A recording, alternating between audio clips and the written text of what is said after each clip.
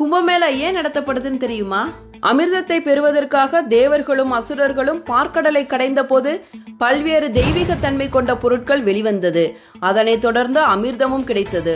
அது அசுரர்களுக்கு கிடைத்துவிடக் கூடாது என்பதற்காக மகாவிஷ்ணு மோகினி அவதாரம் எடுத்து அமிர்த கலசமான கும்பத்தை எடுத்து சென்றார்.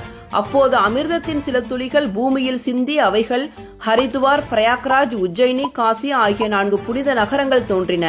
இதன் நினைவாக கொண்டாடப்படுவதே கும்பமேளா ஆகும். கும்பமேளா அன்று திரிவேணி சங்கமத்தில் நீராடுவது மிக மிக சிறப்பானதாகும்.